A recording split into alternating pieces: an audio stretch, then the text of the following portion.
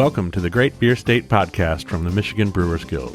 The Great Beer State is a weekly show sharing conversations and stories from the passionate people who contribute to our vibrant Michigan beer community.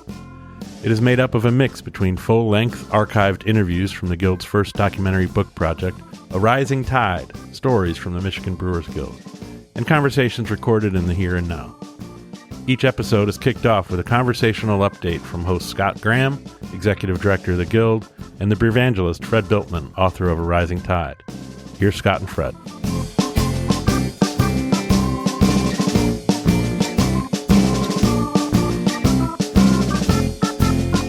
Welcome to episode 9 of Michigan's Great Beer State podcast by the Michigan Brewers Guild. My name's Fred. I'm here with my good friend Scott Graham. Hi, Scott. Hi, Fred. Happy to be part of episode 9 of season 2 today. Likewise. So we're heading up to the UP. We're going to talk to Wes and Andrea of Brewing in lovely Marquette. But until then, we'll check in. We'll give some updates. We'll go through our Brewers dozen. But it's great to be here. And there's something that I always love about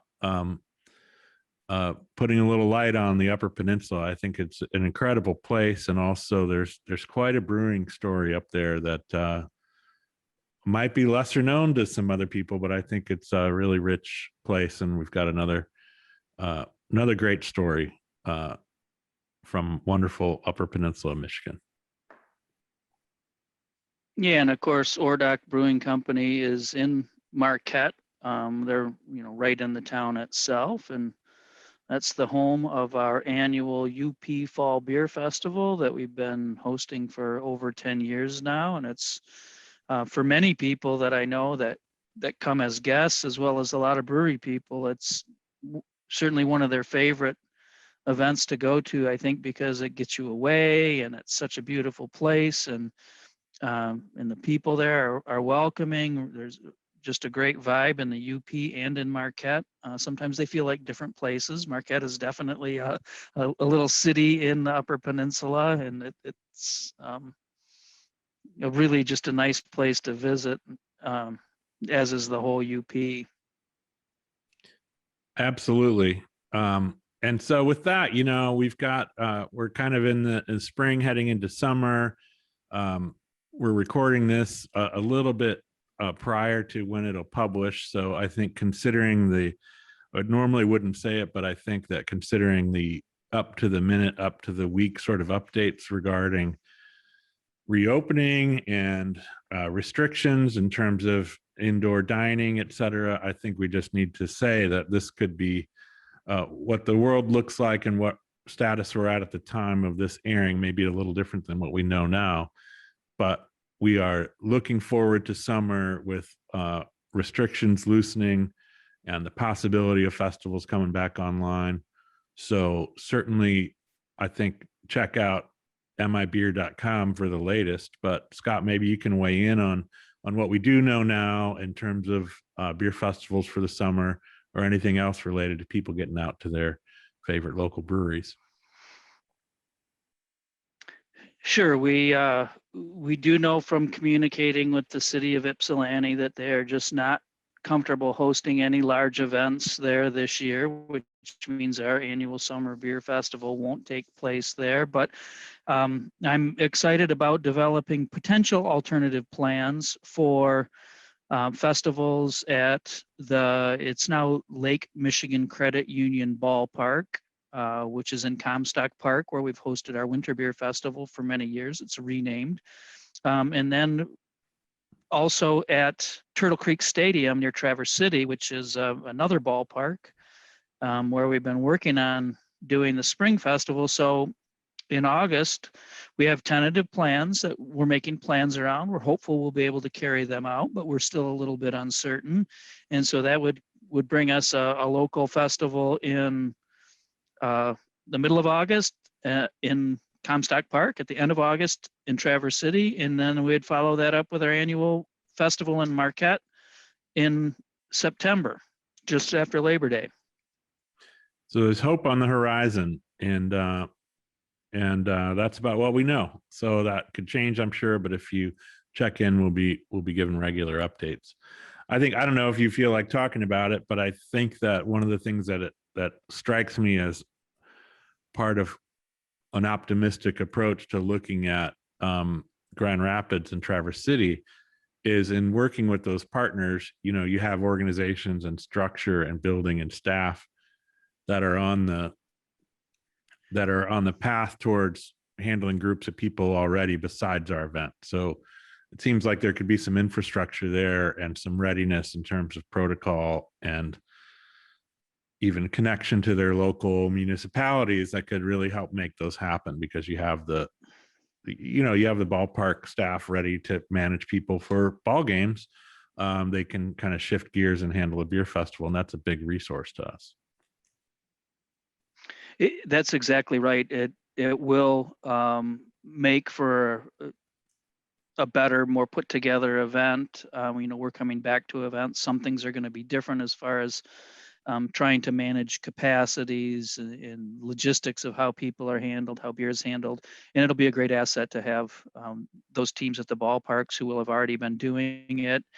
And I think that another thing is that those communities, feel like they've been missing their beer festival, and I'm hopeful that they'll respond and turn out, and that we'll have good crowds. I am sad for the our traditional oldest standing biggest beer festival having to disappoint folks that were going to go there, but I certainly understand where the city's coming from and empathize with it, and am supportive of their decision, and hopefully we'll be able to carry through with our alternative plans, and look forward to 2022 when we'll be celebrating our 25th anniversary, and hopefully we'll have a great party in Ypsilanti to celebrate that.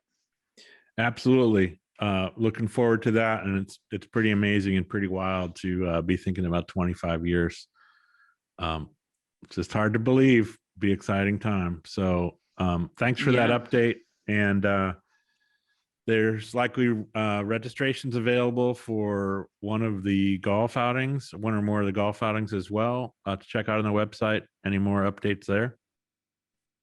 Yeah, we're now going to be focusing on our August outing, which will take place in East Lansing. So if anybody's interested in joining us for that, either as a golfer or a sponsor or both, please go to mibeer.com, and there's a button right there. You can check out some of the details, or you can give us a call if you have different ideas. All right. Thank you. So we can head now into the Brewers Dozen, our tradition of giving shout outs to our member breweries, letting you know where they are, and with a not so subtle encouragement to go give them a visit and check out their beer. So today we head up to the Central Upper Peninsula, which is great considering our guests. You want to kick us off? Yeah, so we're kind of looking at the area around Marquette plus Munising and Escanaba, and we'll start in Escanaba at one of the older brew pubs in the state, Hereford and Hops. Great place. Absolutely. And we also have Upper Hand Brewery. Yeah, which they've got a little tasting room and a nice brewery there, distributing their beers now into the lower part of the state as well. If we travel from Escanaba to Munising, there are two breweries in Munising. One is East Channel Brewing Company. And the second one is By George Brewing Company. And then Marquette itself is, I guess it's become quite a beer town, but another longstanding Michigan Brewers Guild member and early brew pub is the Veerling Restaurant in Marquette Harbor Brewery, commonly known as the Veerling. Yeah, who are mentioned, and especially Chumley the brewer came up in our interview with today's guest from Ordock Brewing Company, who are also the next brewery on the Brewers Dozen. But we haven't quite figured out whether to make this an official title. But Chumley has a likelihood of being the longest standing continuous brewer in the state. we've got a couple of thoughts that might give it a challenge. I think one of these days we gotta get to the bottom of that. But Chumley is one of the, if not the longest standing brewer going. And another colorful personality in the industry to boot. Absolutely. Absolutely. Also in Marquette is Blackrock's brewery, and they of course have grown to a production facility, and their original pub is still operating and a fun place to go on 3rd Street. And then you've got Superior Culture, which is a fun shout out to many things in their name. Yeah, and we'll wrap up Marquette proper by getting a little outside of town to Barrel and Beam, which has a real kind of, I don't know if it's Belgian, but their program's very sour, very specialized and focused. It's a great addition to the community in the UP. And then over in Harvey, we've got Lake Superior Smokehouse Brew Pub. And we'll wrap things up by traveling to Ishpeming, another long-term brewery member brew pub, Jasper Ridge Brewery. And that is followed, wrapping up this week's Brewers Dozen, with Cognition Brewing Company, also in Ishpeming. And that brings us back. Now give a shout out to anybody that doesn't know.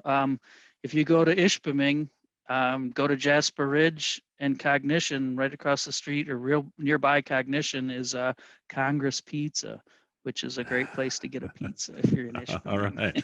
There you got a pro tip from one of Northern Michigan's finest, Scott Graham. Pizza north of the bridge. That brings us back over to Marquette to visit with Ordock Brewing Company. This is one of the beauties of, this virtual world we've been moved into, in terms of when we started doing these interviews, they were in person. We like to have a beer. We like the charm of that. But I will say, being able to have an interview with somebody, with Wes and Andrea from 10 hours away and bring them into this, and moving some of the travel out. It's not the same as having a beer with them, which I'd love to do, but I'm grateful to have them on the show. And so we visited with them from their brewery, and I loved hearing the story. Again, like so many people, we hear kind of what inspired them and motivated them, and beer is definitely a significant part of it, but I really love their perspective on community and what they took away from visiting other breweries and seeing beer culture, and then wanting to put that into their community. I thought that was really compelling. I did too. It inspired me on a couple of different levels. And one of the things that I've talked about a lot over the years, they touched on and made me think about this, but they talked about having a community space and wanting to be there for everybody and needing to educate people about what they are and what their beers are, especially because of how they started with a focus on their Belgian yeast and Belgian style beers.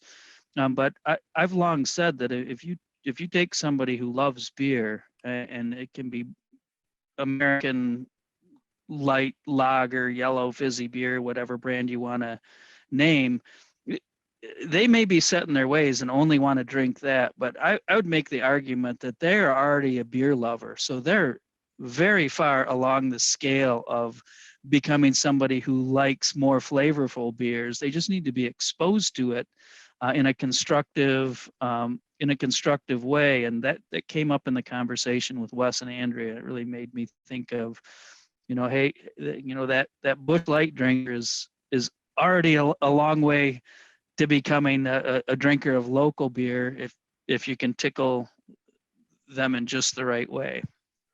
Yeah, and I think they spoke, whether they spoke specifically to this or not, I think they spoke well to the transition that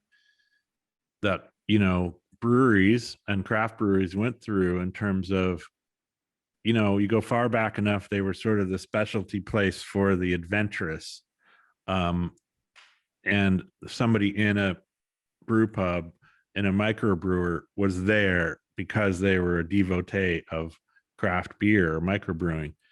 And as as we rightfully became more significant parts of the community, people started going there for different reasons. So I thought they spoke to that in a really relaxed way where, hey, people might be here because they're supporting a community event, because they're with a group of people, because they're whatever, they're visiting a place in the community. We need to provide an opportunity to make them happy.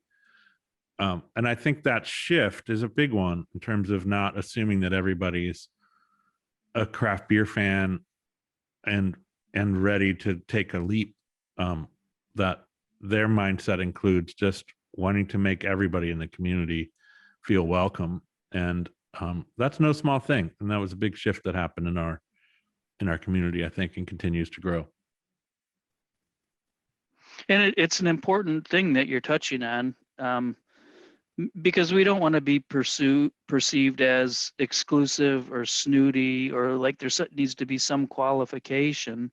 There doesn't. Beer is for everyone, and I really appreciate their approach to just wanting to share it with anybody that might happen into their space, whether they came for the beer or not. Yeah, and as you mentioned, just another word for me is being, inviting and making that a soft and welcoming invitation to try something versus anything else, versus pressure or elitism, which our industry is sometimes charged with, and occasionally we earn it. And I think that's why this is so encouraging and a great example of one way to dispel that notion. So we'll let them tell you the rest of their story, how Ordock Brewing came to be.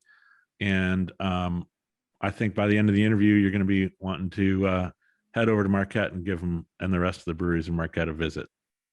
So here's Andy and Wes in Marquette, Michigan, from the here and now in 2021. Cheers. Cheers to Ordock Brewing Company.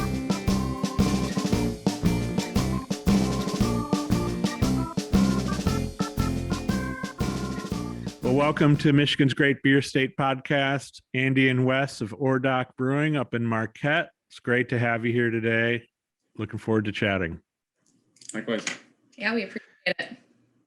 So, we've been talking a lot, and we generally start, I'm sure we'll get up to present day and talk about all the weirdness that has been 2020 and 21. But I like to start just hearing about how you came into beer in the first place, how Ordock came to be. What's the origin story of you two and the world of beer and brewing? I can keep myself on screen here. See me okay? I'm in and out. There you go. Yeah, we it's sort of a long story and sort of not, I guess. And as we talk to more and more people in the beer world, it's funny how you think your story is unique, but then you realize we all have these commonalities. So Wes and I met out of college in our first job, and we were living in the Twin Cities. And we, coming from smaller towns originally, we gravitated towards the North Shore, so up in the Duluth area. And we both really enjoyed beer, but I would say we bonded together over craft beer at Fitger's Brew Pub, which is up in Duluth, Minnesota. It's a great brewery that has live music a lot of the time, and had excellent beer. Has excellent beer. We haven't been there in many years now, but we really enjoyed every time we went up to the North Shore to camp or hike or backpack. We would go to Fitger's, and that was where we really, I think, sort of cultivated our interest in the brewery experience. So not just craft beer, but the actual experience of being at a brewery. And we really loved that aspect. And so when we moved to Marquette, fast forward several years later, we were young, we were both working, and we could travel a fair amount. And we started to sort of plan our travels around breweries, which seems common now, but this would have been in, 2003, 2004, before there were beer tours or brewery tours, and we would make our own. I mean, I would get on a map app and kind of create our own circle around visiting different breweries in different areas. So we were fortunate enough to be able to travel internationally too. So yeah. It was always just something we sought out because it just had a familiarity to it. And I feel now there's no better way to know a people or an area than to go to the go to the local brewery and sit there with the people who are working there, sit there with the people who are patronizing the place and really get a feel for it. Yeah. I think we always would find more about the community sitting at the brewery than we ever could researching beforehand or reading a book about it. So we would do that. And again, with our travels to Germany and Austria, we really understood, I guess, that historical nature of craft beer in community. And so our love was not only for the beer, but for the community aspect that a brewery provided. And so for us, I think sort of our venture into this business was that love for and the combination of craft beer and community. And so really what that came to in a head was a trip out west. We took a 2-week road trip to visit his brother who lived in Missoula at the time. My sister was in Denver, plenty of breweries along the way. We started writing our business plan in the car, all that windshield time. And in the end, we ended up with, I think, 100-page business plan of how we wanted to bring this sort of craft beer and community to the city of Marquette and the UP. And we didn't have like a funding seed per se to do it. And so we really sold ourselves. We started going to local financial institutions and telling them our story and what we envisioned and what we wanted to create and build. And one of them took a chance on us and we were able to secure funding for our first build here on Spring Street. What I say is a little bit different about our story than maybe some people is that a lot of the brewery owners come from it from a love of making the beer. And that is not where we came from it. We came at it from a love of the product, a love of the industry, and a love of our community in Marquette. We did gain a little bit of exposure to the making of it. As it turns out, we actually spent a couple days with Dave and Andy from Blackrock. They around that time were starting making their own beers quite a bit in Dave's basement. And as you know, probably that, they started right around the same time we did here in Marquette, and they were good friends of ours, and they were kind enough to welcome us in, and we talked about doing something together, and in that business directions or interests just went different directions, and there's nothing wrong with that. And we're very proud of what they've done, but we came at it from that perspective, and we said, you know what, we're maybe a little bit naive in our younger days, said we'll figure the rest out, and we have confidence that, at least enough confidence that we're going to be able to do what we want with what we were bringing to the table and the passion that we had for those components. Mm-hmm. That's awesome. What year are you talking about when you started pitching it to the financial institutions and starting to roll the sleeves up? Right. So we opened our doors early 2012. We started construction in 2011. So it was earlier 2011, I think. No, it would have been 2010, I think, where we started with the financing. That's what I was going to say. It probably was all the way back in 2010 where we're starting to work on getting nitty-gritty, detailed business plan. Yeah. Cross the T's, dot the I's, equipment sourcing and all that. Yeah. And what year did you move to Marquette in general, and kind of what was the seed for moving there, but prior to the creating a brewery there? Part, huh? Right. So I moved to Marquette a little bit ahead of Andrea. We were together, but we weren't married at the time. And I wasn't really sure if, it was going to be a long-term thing. So I said, all right, you go to this desolate area of the country in the UP. Oh, come on. We were living in Minneapolis. So he took a job here in Marquette. He went to Michigan Tech. So he had actually lived in the Upper Peninsula for many years prior. You started at Tech in 98.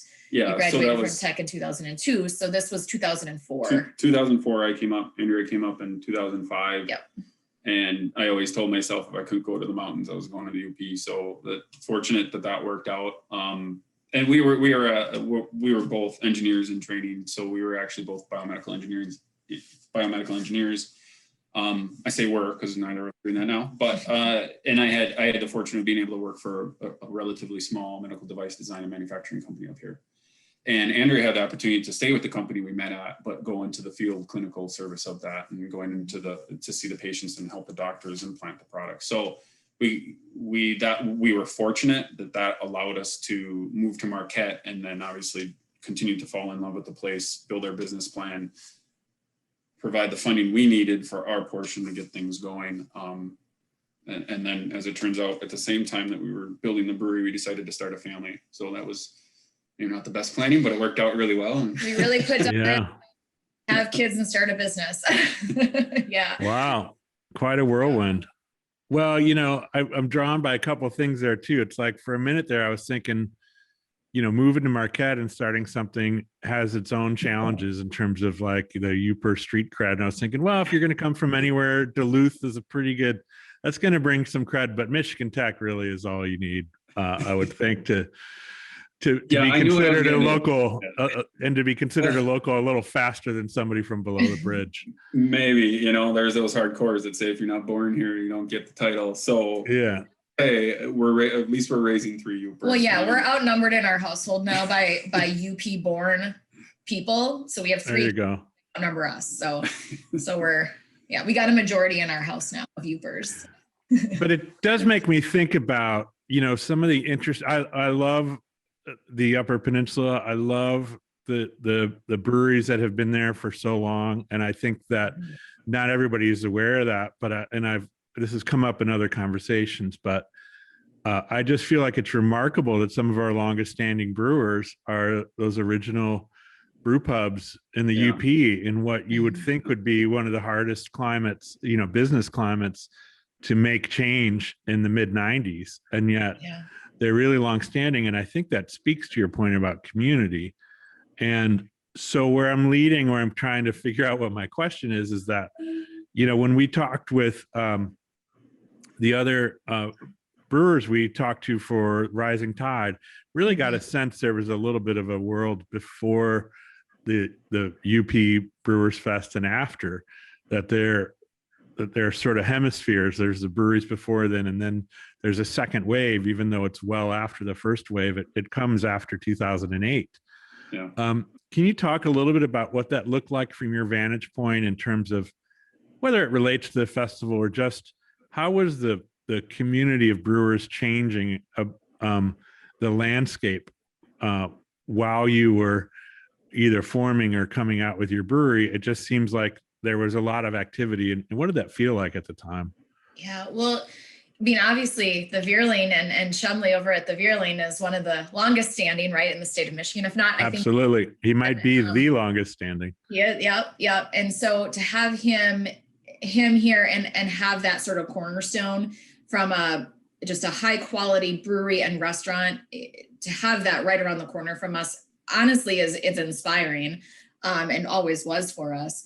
But I think in addition to not just Marquette, but going into the UP as a whole, Wes was up at Tech. The library brew pub was there when you were going to school, and then KBC opened right as you were leaving, I think. Okay. I remember going back up and being like, oh, wow, they actually, they have this really big brewery here, and they had done such an amazing job with the building. And so all of that was happening, right, when we were kind of coming into our life, our lives and our professional lives, and kind of figuring out what we wanted to do going forward. And so I think to have that energy and those entrepreneurs really taking a chance up here, because I would say people of our age at that time were interested in going into microbreweries, but there was a lot of people that weren't. That would have been like 2003, 2002, 2003, when it was still up in the UP very much. Domestics on draft. There wasn't a lot of the craft. And so over the course of those years, between 2003 and 2008, 2009, I think what I was seeing, at least living in Marquette, was restaurants starting to have some of these breweries on draft that we had been able to experience by going out around the country, but finally they were supporting them here in the UP. And that made us excited that we might actually get some people that would drink craft beer. But still, when we started, we did as many Belgian beers as we did, English. We kind of were English style, Belgian style. We had 2 yeast strains that we were focusing on, the Belgian and the English. And man, those Belgian beers up here, we had a lot of people we got a lot of crap for Well, having that you know, on draft I at first. think it goes to your I think that is a specific area where we had a challenge related to your bigger question, but I think just in general, it turned from, and even a little bit still when we opened, of having to talk to people about why they should try craft beer, or, you know, what experience they should expect, or I don't know how many times it was somebody came in and like, well, I don't like beer. And we're like, well, let's see if we can find you something you like. And those were the most exhilarating or satisfying experiences, to be able to say, you know what, let's spend some time. That's what we're here for. And we're going to give you a try of this, this, and this. Yeah. And to be able to have them actually get excited about something we put in front of them, that was pretty neat. But now that's less of, you have to do that less. It's like people are more experienced, I guess, and familiar. And that's definitely been a change. But, you know, it comes with competition too. Well, the industry is great, and your book really highlights on how we're all working together in the same direction.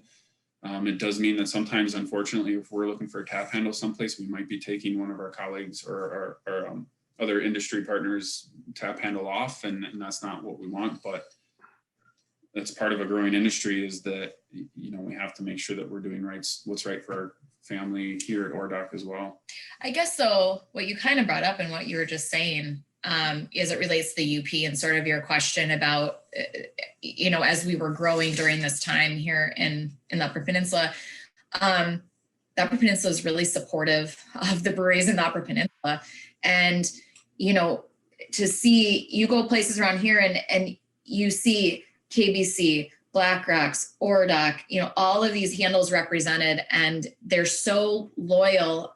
It does feel very good to sort of have that support locally. And I think we're lucky in that way, because we are a little bit, you know, we're a little bit removed from those big areas where there's just, it's so explosive. Although we've got a lot of breweries here considering our population. So I guess maybe comparatively it's the same as like a Grand Rapids, but it is really a really supportive community for us brewers. Yeah, I'll bet. And it makes a lot of sense. And it reminds me of some of the stuff that used to come up, you know, when the shift was younger and that transition. And I can remember there were certain, I'll try to keep this short, but it's like, I was mystified for a while by the people who would upgrade in their life without being experts. You know, they got a little money, they got their next job, and they started buying upgrades for their house or buying better wine, and they'd still have Miller Lite in the fridge or Bud Light in the fridge. And I was kind of like, you're no more a wine expert than you are beer. How did wine get the upgrade? Yeah. Right. And we didn't. You know, you bought fancier doors, you bought a nicer car, and yet there's this resistance for beer. And that started out as frustrating. And then what I translated to, and this is coming around to relating to what I think is the loyalty aspect that you're talking about in the UP, is that I started thinking, well, their connection to those beers is emotional. It's about when they went to school. It's about who they hung out with. It's when they started being independent. There's a relationship to that brand that's stronger than economics, and that's stronger than just one person recommending they try a beer. And so I thought this, you know, the stronger the connection, the slower it changes. Yeah. And that will be positive when it's a connection to our brands, when we're part of life stories and where they went to school and when they started drinking beer. And so like that's loyalty. And those big macro brews may have received criticism from our world from a brewing culture point of view, or a flavor point of view, or even a depth of difference in flavor point of view of choice. But boy, they had a loyal and have a loyal following. And I think in an area like the UP, that's even stronger. All right. And so I can see where that would be a slow change, as it was in some instances, but it's going to attach then to the new loyalty, which is all their Uper breweries. So I don't know. Does that resonate with you? Does that make some sense? It does. Absolutely. You know, as you were talking, I was thinking about, and this, you know, this goes into the beer, but it also goes into the community aspect of the brewery. So, we have a big community space here at ORDOC. We have our tap room, but then we have a large space that we host community events as well as some private events. And, with the loss of that over the last year plus, we've started to have a few very small events here again. And we had a very small 10-person wedding the other day that I bartended. And I was sitting there thinking to myself, as I'm watching these people take their vows at a wedding, it's you're involved in these people's intimate experiences as a brewery, because, especially when you have that community focus, because these two people were regulars here, I don't believe they met here, but they spent a lot of time here, and here they are getting married here. And I do think that craft beer in general provides that connection frequently, for people. It's such a meeting space, and that was what we experienced too, in our travels and in Europe too. You see in Germany, especially the big beer gardens, and you've got old men playing cards, and then you've got young families that are meeting up, and it's such a gathering place. And I think that definitely, to your point, connects people. And then when they go off in the world and they leave this place where they have that connection, it brings them back. If they can experience that, if they can go to the store and pick up a 6-pack and experience that connection, it's powerful. Yeah. And I think for me in the day, and still to this day, it also helped shift and remove some of that perceived elitism. If I always thought, well, I'm not going to complain about somebody drinking whatever beer they love, because how is that an invitation? I may be offering a suggestion, an invitation, but I'm not going to start out by saying you're doing it wrong. Like what you like.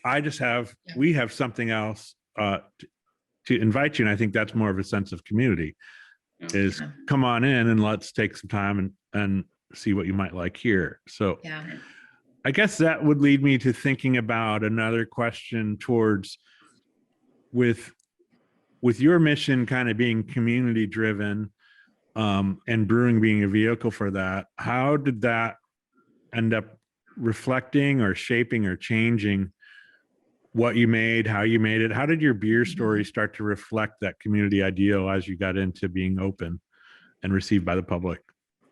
That is such a big question. I mean, that really hits a lot of things that we've had to think about in our growth as a company. Maybe I'll let Wes take this one for a little bit. I would say it actually started outside of the beer itself, and it started with the space. In that, when we found the location finally that we were excited about, and it had this big opportunity with our second floor that we could open, we kind of only had one thing that we knew, was that we wanted to do live music if we could, and that we didn't want to close for private events on Friday and Saturday, because we wanted to make sure that how people wanted to use the space and experience the space had access to it. And if we allowed it to be rented and closed every Saturday or whatever it is, and people can count on that, then it wouldn't really be the space that we wanted it to be for the community and the people who are coming. And we went for a long time without charging for the music either. We believe that, we wanted to create a place that people wanted to enjoy. Outside of those 2 days of the week, though, we really looked for people to define how they wanted to use the space. And that led to a lot of partnerships with organizations. We do a great Science on Tap event, typically, obviously not over the past year and a half, but with the university, where they have a professor or someone else, a technical person, come in and give a lecture at the same time that obviously they can have some beers. Partnering with a local comedy club, immersive theater group, all sorts of stuff. And then there are the private events, and sometimes they're fundraiser events for someone who's needs a little bit of help in the community or special interest. And we really looked for the space to define its own life and personality. We created the framework, we created, the walls and the windows and floors and the lights and all that. But we really wanted to see how they wanted to take it and do what they wanted with it. With the beers, I think that's been more us making sure, we've gotten better at this, I will say, spread over the past, handful of years or so, is that making sure it's not, and Andrea and I were just talking about this last night. We did do a little prep on the questions for the end of the interview. And one thing that it was good to sit down at our kitchen table and talk about those things. We don't get a lot of time to just sit and talk to each other, oddly. It's like, oh wait, I'm we happy get to to actually focus on this for a second. It was good. I'm happy to help provide a little quality time there. Yeah. But you have the question, which I'm sure you'll get to, about beers you love or drinks you love and you hate, and we can have what we like and what we dislike but we didn't create a brewery to force our flavor palette on people. We created a brewery to share and to come together and be a community while enjoying a quality craft product. So we both have picks on our tap list right now that I'll raise my hand and say, I never drink that. It's just not my style, right? It's just not my beer. But that's fine because it's not for us, it's for everybody. And I think we've gotten a lot better at making sure that we identify those styles. We pay attention to what people are looking for, and we do what we can, at least. Obviously we can't do everything. We're still a small company with limited resources and time, but doing what we can to bring what we think people are interested in. Yeah. I mean, as we talk about how the space progressed, that's kind of your question. And in terms of then deciding what we wanted to brew, we realized quickly that you get all walks of life in the door. You need all kinds of beer to support that. And to be honest, I mean, this is where I can bring up the fact we brew seltzer here. And that was a really tough decision for us, actually. When we were presented with the idea of brewing seltzer, I really pushed back on it. I didn't want to do it for quite a while, actually. And in the end, I realized that, we created this business, we created this space to be an all-inclusive space for all walks of life that come in our door. Like Wes said, we have all these organizations. These people are coming in for events to experience something, and we want them to be able to experience products that we make on site. So for us with a microbrewer's license, we said, okay, seltzer is a way for us to provide something that, for people that maybe are gluten intolerant, for instance, is one sector that we really struggled with. We do brew a gluten reduced ale where we use the enzyme process to remove the gluten, and that is good. And that was helpful for quite a while, but we really, in the end, decided we wanted to go in the direction of starting to brew seltzers because we wanted to have a little bit more diverse, opportunity for everyone coming in our doors. So I guess that kind of. But our requirement was that it still be craft, right? And that's what we wouldn't let go of. And that's kind of a decision matrix we use on a lot of things, is like, how do we make sure that this is true to us? It's still craft, it's still quality, but it still meets those tenets that we hold. We try not to ever do stuff by cutting corners and saying, well, this is good enough, or people won't notice, or, whatever it is, it's more than that, right? Yeah. And I think that is too where the trends come in. You have customers coming in asking, when are you going to brew, for the Milkshake IPA would be a good example of that too. When are you going to try this? I've had this somewhere else, and you guys should put this on tap. And it's tough sometimes when you're not so sure about a style, but I think in the end, that's actually what makes you grow and innovate and double check yourself sometimes on whether you're making the right decisions, is when those customers come in and they challenge you. And I think that's a good thing. Yeah, and I was just going to say, when you said, we check to make sure that it's true to us and that it stays craft, and like, you were saying, if we're not sure, we got to kind of pause and figure out. I mean, that to me is sort of the definition of craft, that mindfulness of saying, we're going to pause and make sure that whatever we do is us. That to me seems like more of a craft definition than any technical one. It's that you care and you follow an ethos, and it may change over time, but it's still going to be thoughtful and mindful and representative versus, oh, well, business is business. We decided it was cheaper or whatever. They wouldn't notice. Those are the departures to me that are the game changer. So kudos to that. I think that conversation will bring the result, whatever it is. Might be something's in, it might be something's out. It's it's the conversation that matters. Yep. And surprisingly, some of the development of some of those products or trying something new is when we learn the most technically. You know, you're doing something out of maybe your comfort zone that you haven't done before. And it's actually given us opportunities to grow and learn as a brewery on a technical side. So I guess then you say, okay, well, that's Like why how to manage 60s in rotation. right. Yeah. Like that. I think when you're a microbrewer too, and you're serving the things you make by license, it can also help. It sounds like this is what happened with you, but I'd love you to weigh in. It can also put you in touch with like why somebody likes that product, not why everybody likes it, or maybe not why it's trending the way it is, but like there's a difference between rolling your eyes at, you know, or whatever it is, you know, hard root beer, or Mike's Lemonade, or the latest seltzer, from like the pop culture point of view of you know, wanting something that tastes like nothing, full of alcohol, is one angle that can really get me. I'll speak for myself, not put anybody else in the boat. It can get me rolling my eyes and being like, oh, that has nothing to do with why I'm here in this segment or why I drink. But on the other hand, you brought up that this has already come up for you, is that you can, when you're in the environment of your four walls in a microbrewery where groups coming in for whatever purpose, and that may include members who didn't choose the location, but are there for a fundraiser, there for their friends, you start to find out why somebody else might be prefer seltzer because of dietary reasons, because of allergies, or who knows what. And that changes what that thing means to me. It's like, oh, well, that just was a quality of life shift for that person. That's different. Right. Now, maybe it's not quite the big ogre that I thought it was. Right. Absolutely.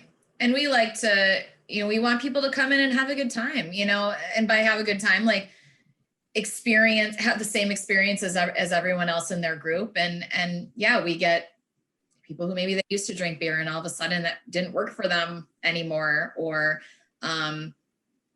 you know, they just, can't do the sugar content or whatever. So absolutely, that is what we hear. And I guess that's also the advantage of having, most places do have a tasting room or a tap room, but to get that amount of like one-on-one feedback with people, I think is so helpful in understanding your customers. You know, you get, even if it's a couple of minutes, you really can learn a lot about people's, you know, why they're here and what they like. So it's an advantage. Yeah. So I guess I want to talk a little bit about more on community, which is great since it's sort of your specialties. Like, how has your perspective of the larger brewing community, whether that be, you know, global or United States or Michigan, now that you're, you know, a seasoned entrepreneurs with your own brewery, has your perspective on what that community of professional brewers looks like changed? Well, I guess that's just the question. Like, what does that look like, and what do you think is important to maintain the culture that you want in that community? Yeah. Well, I'll tell you what, I mean, I think we still get so many resumes from people that want to work here because they find, you know, the brewing industry to be so exciting, and they want to know what it would be like to work in a brewery. It's a lot of hard work. And I think that I have so much more respect actually than I ever had before we owned the business, you know, when we were going to festivals and, you know, trying different craft breweries and traveling around. I mean, you realize how much it takes to build and maintain a quality brewery. And it's such a physical job, and it's not for the faint of heart, definitely. And so I would say, you know, being in the industry now, I have more respect than I ever had, you know, and when I see the new breweries opening up, I mean, I think some people say, oh, you know, we're saturated and we don't need more, but I think, well, it's good to see more people coming in and sort of pushing the envelope, to be honest. I think it's really, really good. Because in the end, I know that the ones that will be around in 10 years are the ones that are going to work hard. So, you know, as long as the people that are coming in the industry are willing to do that and keep up that mentality and keep pushing the quality envelope and ensuring that, well, it chooses itself, because the people that aren't going to work hard probably aren't going to make it. So I think it's an industry that can self-police itself in that way. Yeah, I think unfortunately though, I think a component of your question is, I think it's harder to be as connected as a community because it's gotten so big. I mean, look at the festivals. It's wonderful to see, but we're not going to know, you know, the owners or the head brewers or cellarmen or anyone at all these breweries. It's just not feasible, at least for us. I'm not saying it's not possible, but for us with you know, being removed, we get to the big festivals and that's about it. You know, it's a little less attainable, which is, I guess I would be lying if I wouldn't say is a little bit unfortunate. I wish it was different, because that was one thing we really loved about the industry from the outside prior to. But, you know, we also have, not being in the industry before we got started in the brewery. And then as we were talking before we started recording, or actually, I'm sorry, during the recording, we both were in the engineering field. We've completely transformed who it is that we know and who it is we associate with and compare to, and we compare against. And that's great. You know, some of the best people I've met have been in the past 10 years, and some of the people I would call my closest friends and my dearest family. But you know, it has changed, right? It has to have. Still continuously wish nothing but the best for those who open right across the street from us, or those who open across the country. Because of what Andrea said, we know what it takes, and we wish them luck, and let us know if there's anything we can do to help. And Yeah, I think as much as it's changed, I don't know. I'm a pretty relentless optimist, and I share your passion for community. And like what you guys were just saying there on both sides of it is the context and the size of it, and maybe some of the instant relationship has changed because it's not, you know, it's not as immediate because, you know, we were on top of each other in the early days. But I think what you were just saying about, you know, give us a call, we'll help. We're rooting for the brewery across the street where there's still room for those that are going to do the work. I mean, that's essentially the same element that was in the first round of rooting interest for fellow breweries and kind of a shared sense of we're doing this together. I think that's still there. I think it's just bigger, and we don't necessarily know each other automatically in the same way. It may take effort to meet each other, but I hear the same principles from the old days present in what you're talking about as well, is that if a brewery called you guys, you would say, what can I do? Yeah, I mean, we still have so many, even, you know, through COVID, we've been open enough that, I mean, several groups or couples, you know, that are interested in opening a brewery, they come through our doors, they're traveling in the UP and they want to talk just about the business. And we still hear a lot of those stories. But they're positive stories. You know, it's really interesting to hear why people are doing what they're doing. And it goes back to that connecting with people. You know, I think sometimes when you hear, another brewery opening, you're kind of like, okay. But if you get a chance to sit down and talk to them about why they're doing it and what their passions are and what their plans are, you get engaged and you're like, yeah, I remember being there. And it, you know, it's, I don't know, then it makes you root for them because you want them to achieve that, because it does feel really good when you achieve it. And so I think that's maybe when you have the opportunity to get to know somebody who's doing it, that's when it reminds you who we are as an industry. Yeah, I like it. So it seems like a good time to segue. I've got kind of as is my specialty, kind of maybe a layered question, but it would be, you know, a revision to the first of the last call questions, questions we're asking everybody. And so it's talking about the pandemic and what adaptations you've had to make and how it's maybe changed your outlook. And I think what I was thinking about asking a question before then leading up to it, and I realized it wouldn't really be fair because the pandemic, COVID has changed so much stuff. But I was thinking about, how is your long-term vision? Kind of what are your aspirations for the future for the brewery, and what do you see now, this many years later? And I don't think you can ask that without grasping the global reset button that just happened for everybody's plans. So we'll lead into the pandemic, and I think if you want to keep in mind, looking ahead from here, what does it look like? But how has that and the shutdown and all the ensuing stuff, how has it kind of changed your operations, and what have your adaptations looked like, and then how has that affected that future outlook? Yeah, it's a great question, and it's something that probably we didn't ask ourselves enough prior to this. But when the events happened that changed our on-site business model, which was a lot of who we are as a company and an identity, we and at this time it was led by Andrea, but we pivoted as much as we could to increase in our distribution. And really taking that step that we were waiting to be ready for, we found ourselves ready for it and needing to do it. So we took that quickly, but at the same time, it obviously threw our on-site service on its head. Yeah, I mean, prior to 2020, we had more sales on site than we did in distribution. So we've always been a more on-premise brewery than even though we were distributing, the majority of it was on site.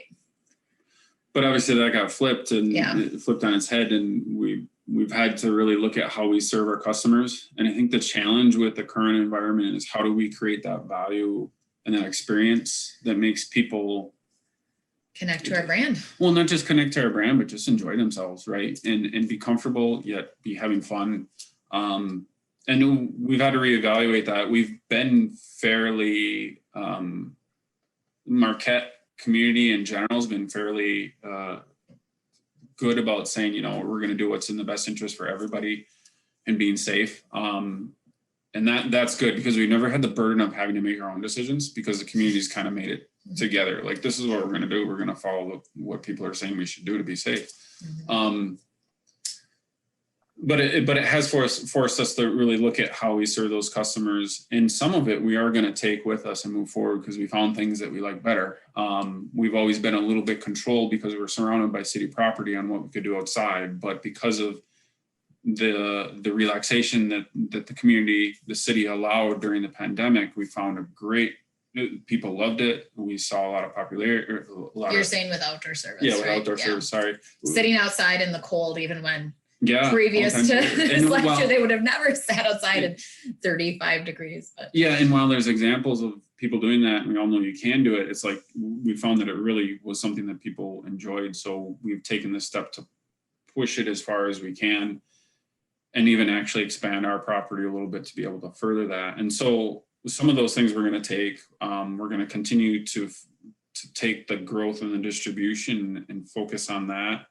At the same time that now we have the challenge of figuring out how to layer back in, how do we be an effective on-site facility when we're hosting 360 plus events a year upstairs, and I don't know how many hundreds of bands and all that.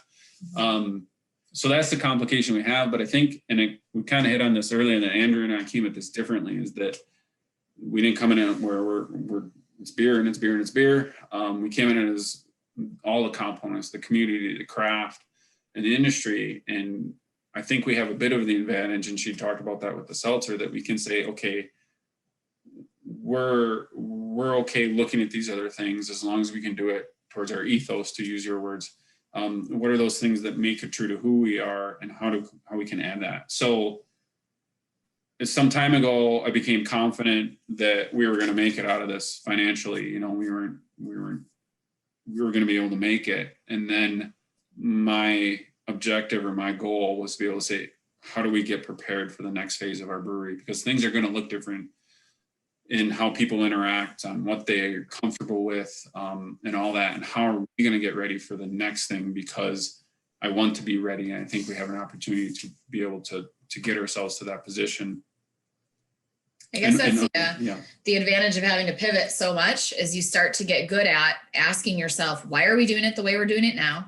You know, we maybe are forced to do it differently, but then you look at that new model and you say, well, wait a minute, this is actually better. For instance, when we opened back up, you know, we had never done table service before. We were, for people who haven't been here, we don't have a restaurant here. We don't serve food.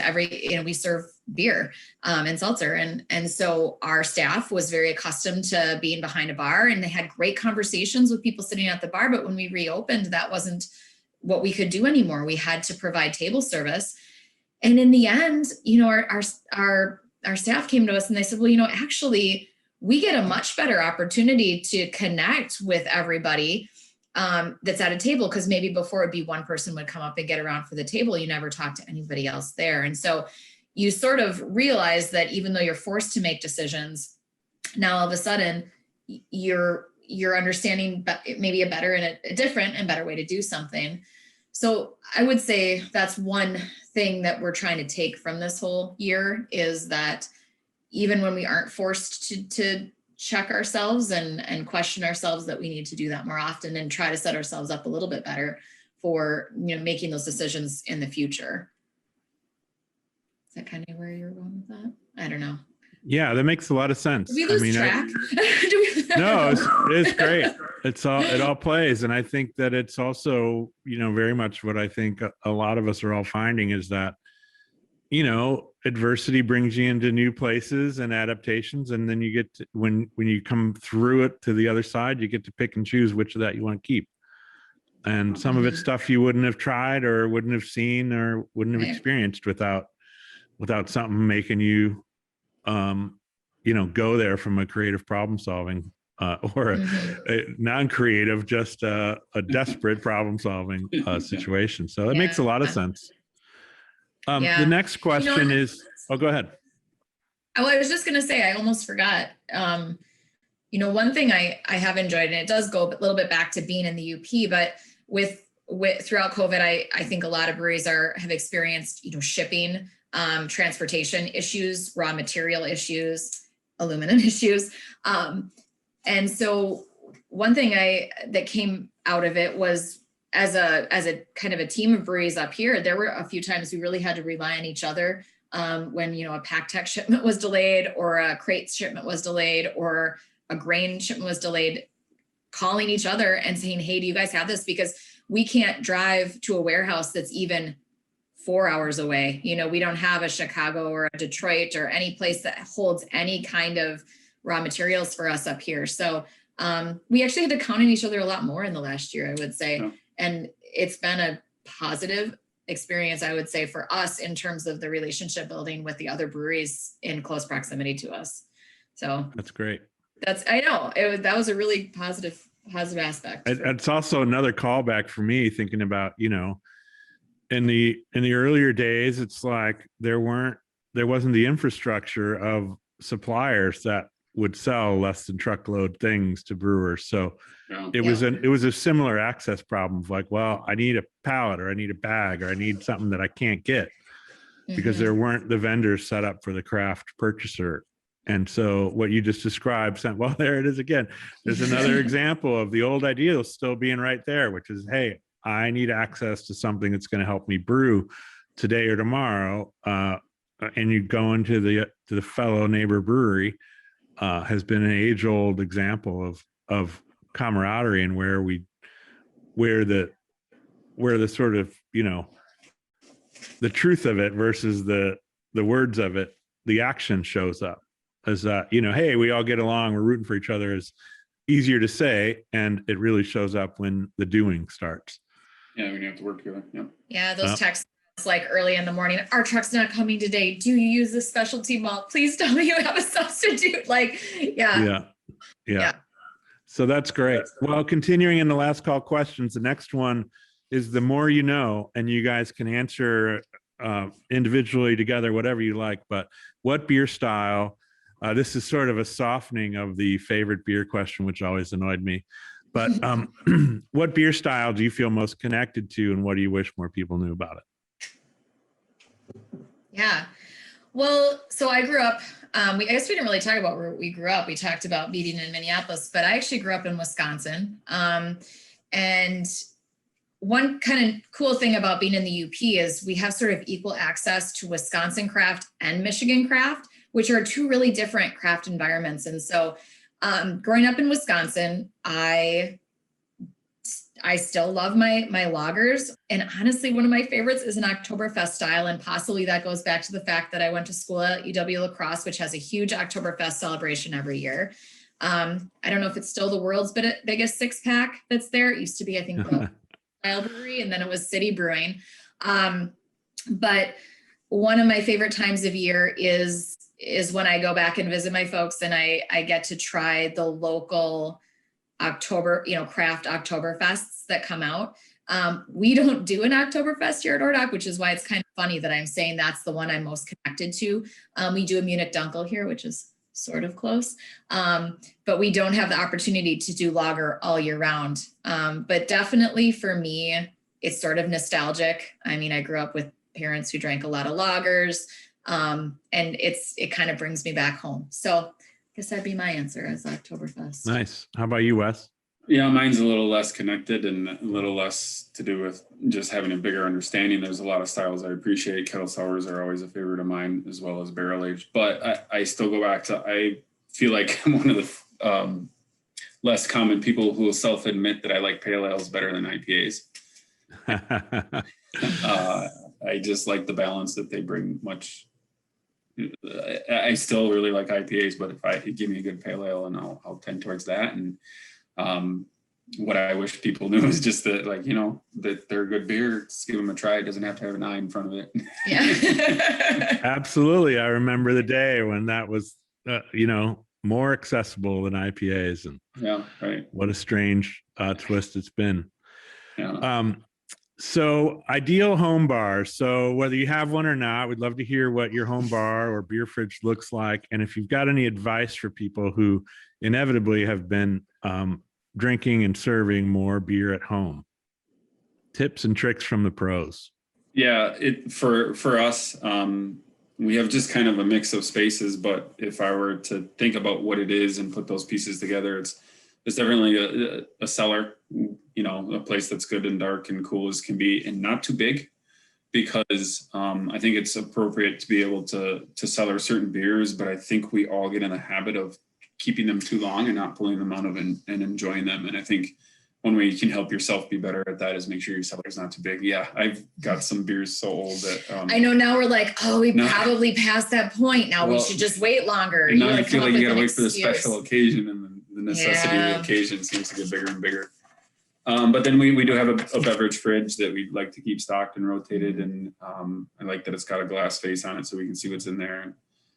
And then we do have a nice sturdy shelf that holds the bitters and the tonics and the liquors. Yeah, we don't always drink beer. That's the other thing, is it's nice to have sort of a mix. Mix it up. Yeah.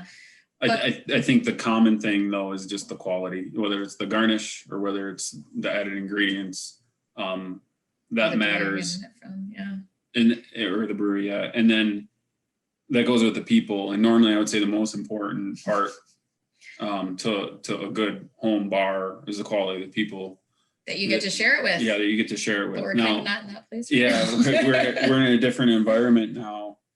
And so now the modified COVID thought in my head when we were talking about this last night would be the quality of your enjoyment to the people that you are fortunate to be able to be around. How do you appreciate their time? How do you make sure that you have meaningful conversations, and then, I don't know, continue to get through this difficult time together? I mean, not that I love a virtual happy hour, but it's gotten me through a few nights where I was just like, this sucks. And then you're like, I'm going to, call a friend, Yep.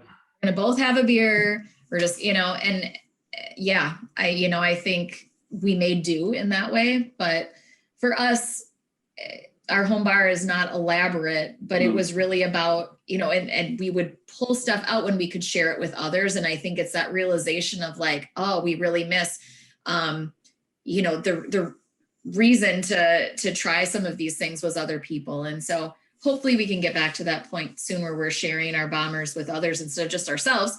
It's like a little bit harder when it's just the two of us.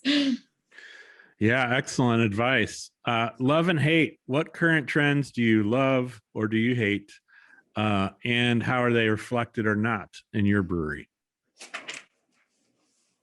Oh, you know, that's tough because I can honestly say, I don't think I hate anything. What I hate the most, and I'm sure people that ever read Untapped reviews could agree with this, is when people say, I don't really like IPAs and this one sucked, like, okay, it's okay to not like styles, but I don't think I hate any styles. I respect people who want to try different styles. If I had to pick one though, I guess in terms of trends that I'm not super excited about, and we've done a milkshake IPA now. I don't love lactose and sweetness with the IPAs so much. I struggle with that, but I guess that doesn't make me hate it. It just makes me not want to drink it personally. But I do appreciate that there's so many vast styles in this industry, and yeah, so I can't say I hate it. What about you? Yeah, my love is still the complex barrel aged stuff, and there's a lot of places doing a really good job. So I appreciate having the opportunity to try those. And up here, we don't get as many of those distributed. So I'm looking forward to being able to go visit places again, often around the guild festivals. It's a great opportunity for us to try things.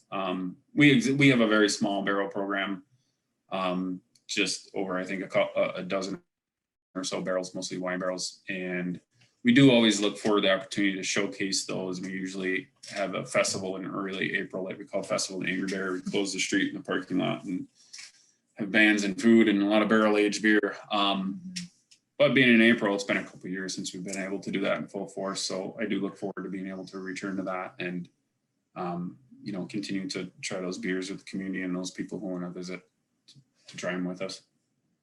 Yeah, me too. So do you guys remember your first alcoholic beverage, your first drink?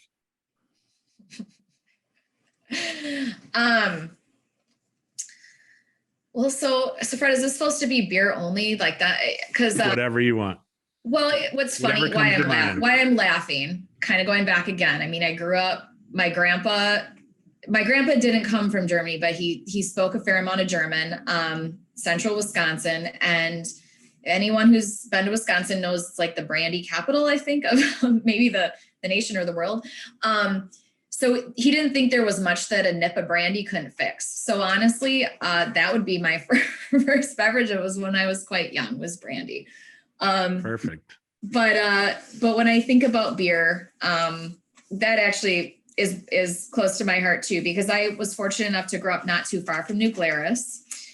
New Glarus, Wisconsin, of course, New Glarus Brewing Company creates a variety of beers and they do distribute only in Wisconsin. And so my first experience, like a love experience with craft beer, was with their Fat Squirrel, actually amber, Belgian amber ale. And whenever I go back and have the chance to drink that, it's very nostalgic for me. Excellent. I'm not sure I can remember my first because, as we mentioned, I went to tech. And if you know about tech, it's considered a drinking school. It wasn't really about what you were drinking. But I can remember my first meaningful experience was sitting at the library and not where the books are, but the library brew pub there in Houghton and enjoying a couple of really good craft beers. And the reason it sticks in my mind is because that was, I believe, probably the start of me understanding that I could change my relationship with beer, that it wasn't about what I had been drinking, and it could be a different experience. And so that's what kind of comes to my mind when you ask that question, even though it probably wasn't, I know for sure it wasn't my first drink.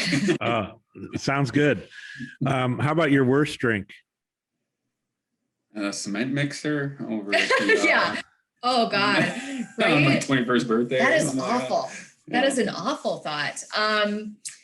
Yeah, I mean, for me too, anything that's not done, like, what my mind goes to is anything rail. If you have to drink a rail drink, that's just anything like that. Tequila, vodka, yuck. Oh yeah. Did too much Why would of you that. even do it? Why?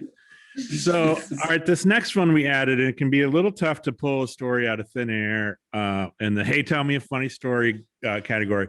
So I've been thinking about renovating it a little bit because, you know, you're clearly around a bunch of characters up there. So I might nudge your memory. We're inviting any story, any kind of go-to story that you find yourself drawing on the regular. That's from the world of Michigan beer. And I think up there, you know, thinking about your best Chumley story, your best Blackrock story, I think I might turn it into tell on your neighbors stories. Any go-to stories you've got from being in the UP Marquette community? Oh, geez, I can't think of it. I know. Oh my gosh. I mean, it is kind of continuous up here because we're all in such close proximity. I think a lot of people can do the beer tour by foot, which is very good. But what that also means is they tend to really take it on and try a lot of beers at each stop. And so I would say there's not maybe a particular story, but one thing that I think all of us breweries up here in Marquette kind of make, like the week after Beer Fest, we will talk to each other about, hey, was that guy at your place? You know, there's usually at least a few people that do maybe not the smartest things the weekend of Beer Fest. And so then, like, if we're together, we'll try to talk about the path that person took by determining like their level of intoxication at each of our establishments. And, you know, there's really no rhyme or reason to where people start and finish. No. But it's some people like to go up the hill. Some people like to go down the hill. Yep. Depending on the situation. And so I guess it's not a particular story, but it's something we look forward to catching up with our fellow breweries after the fact of sort of the patronage that we have that weekend and Yeah, it's like a post festival board game or mystery game, like, you know, it's like a mystery match. One of those BBC mystery stories where you got to piece together the clues. Well, yeah, create their path. They did this at your place. They did this at our place. Oh my gosh, could you believe it? But yeah. I love it. So wrapping up, our last question is about bucket list drinking companions. So anybody alive or dead that you haven't had a beer with, but you'd love to. There's so many. Again, I mean, Wes knows I can talk, especially when I have a beer, I can talk for hours and hours and hours. You know, she does most of the talking here. Yeah. Although you've talked a lot today. You know, this is kind of weird. Well, you only have to drink with them. You know, anybody can talk. Yeah. One thing I'm thinking of, because it's posted in my office here, and I've had her posted up. It's someone I've never met, and probably someone no one else maybe that listens to this podcast will have heard of. Her name's Celeste Beatty, and her picture has been up on my on my desk for the last probably 5 years. And I clipped her picture out of a newspaper article. Well, it was a parade. If you've ever read Parade in the paper, and every year they go through and they list the income of different owners and workers. They say this is what different people make in different industries. And Celeste is a female brewery owner. I believe it was Brooklyn, New York, maybe, where she owned a brewery. It didn't have a lot of information about her, but underneath her name, it said $0. And at the time that I read this article, that's what I was making. And so I clipped it out and I posted it up to remind myself that I wasn't alone and that there were other people in the industry that were fighting hard too. And I would love to talk to her about where she is now. I don't even know if she still owns a brewery, but her face is awesome. Desk. So I guess it's kind of a weird one, but like, it'd be great to talk to her. We've got another mystery to solve. Celeste, yeah. We got to get you to Ordoc for a beer. Yep. How about you, Wes? Honestly, I'd like to talk to myself probably about 22 years ago, probably right about the time I was meeting Andrea, because I think that could have been interesting. It could have helped a lot to be able to talk some sense into myself. But then otherwise, I guess I didn't feel like I had a good compelling answer other than I've always thought, I do think Abraham Lincoln is somebody that you could sit down with and really appreciate, because he went through so much and he struggled with so much personally and led the nation through so much that I think he's someone that no matter who you are, you could probably learn a lot from. And I think that would be neat, I guess. Can't describe it. Be amazing. That'd be an Yeah, amazing right. one. Yeah. Awesome. Well, thanks for sharing. And we'll hope that the spirit of Abe is alongside you for a pint soon. We might have a real chance at getting Celeste your way. I know. What if she Uh, listens? That would be crazy. Yeah. What if? Somebody's got to know Celeste. Right. And in either case, thanks so much for spending time. Thanks for putting all the beautiful, not only beers in the world, but for making a place of community and strengthening your community and caring and just being a great part of our Michigan brewing community. I really appreciate it. Appreciate you spending time with me here today. And I can't wait for my next trip to the UP. So we'll have to share some beers. We Yeah, can't please wait do. for it either. Yeah, we hope this year that the fest happens and we can get everyone up and we can connect with our fellow brewers again. Sounds good. It's been a pleasure. Thank you. Cheers. Cheers. Thanks for listening and sharing while supporting Michigan breweries and craft beer everywhere. The Michigan Brewers Guild was formed in 1997 with its first summer beer festival taking place in July of 1998. Its now 5 annual festivals are dedicated exclusively to Michigan beer brewed by more than 270 member breweries. The Michigan Brewers Guild exists to promote and protect the passionate Michigan beer industry in every way possible. To learn more, visit us at mibeer.com or say hello on one of our social media pages, as we love hearing from you. From coast to coast, from far and near, let's drink Michigan beer.